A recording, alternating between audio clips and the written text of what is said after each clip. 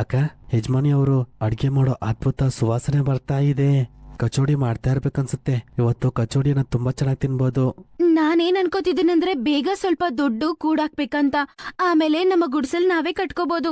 ಆಗ ನಿಮ್ಮ ಈ ಅಕ್ಕ ನನ್ ಕೈಯಲ್ಲೇ ಕಚೋಡಿ ಮಾಡಿ ನಿನ್ಗೆ ತಿನ್ನಿಸ್ತೀನಿ. ಸ್ವಲ್ಪ ತಾದ್ಮೇಲೆ ಸೇಟಮ್ಮ ಅವ್ರಿಗೋಸ್ಕರ 4 ರೊಟ್ಟಿ ಮತ್ತೆ ದಾಲ್ ತಗೊಂಡ್ ಬಂದು ಕೊಡ್ತಾಳೆ. ಸೇಟಮ್ಮ, ನೀವು ಕಚೋಡಿ ಮಾಡ್ತಿದ್ರಿ. ಅಂಕು ಪಾಪ ತಿನ್ಬೇಕಂತ ಅನ್ಕೊಂಡಿದ್ದ, ಅಲ್ಲೇ ಕೂತ್ಕೊಂಡಿದ್ದ.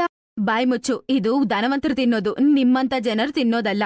ಬಾಯ್ ಮುಚ್ಕೊಂಡು ಕೊಟ್ಟಿರೋದನ್ನ ತಿಂದು ನಿದ್ದೆ ಮಾಡಿ. ಬೆಳಗ್ಗೆ 4 ಗಂಟೆಗೆ ಎದ್ದು ಇರೋ ಕೆಲ್ಸ ಎಲ್ಲ ಮಾಡ್ಬೇಕು ನೀವು. ಹಂಗಂತೇಳಿ ಸೇಟಮ್ಮ ಹೋಗ್ಬಿಡ್ತಾಳೆ. ಕೆಟ್ಟೋಗಿರೋ ಆಹಾರವನ್ನು ನೋಡಿ ಅವರಿಬ್ರು ಪಾಪ ಅಳ್ತಾರೆ. ಆಗ ಸೀಮಾ ಅಂತಾಳೆ, ನೀನೇನು ಚಿಂತೆ ಮಾಡ್ಬೇಡ ಅಂಕು, ನಿನ್ಗೋಸ್ಕರ ನಾನ್ ಕಚೋಡಿ ಮಾಡ್ಕೊಡ್ತೀನಾಯ್ತಾ. ದಿನ ಪೂರ್ತಿ ಕೆಲ್ಸ ಮಾಡಿ ಹಸುವಾಗಿರುತ್ತೆ, ಆಗ್ಲೂ ಆ ಊಟನ ತಿಂದು ಮಲ್ಕೊಂಡ್ಬಿಡ್ತಾರೆ. ಮಾರನೇ ದಿನ ಬೆಳಗ್ಗೆ ಅವ್ರು ಕೆಲ್ಸ ಮುಗಿಸ್ಕೊಂಡು ಅವರು ಸ್ಕ್ರಾಪ್ ಎತ್ಕೊಂಬರಕ್ಕೆ ಹೋದಾಗ ಮೇರಿ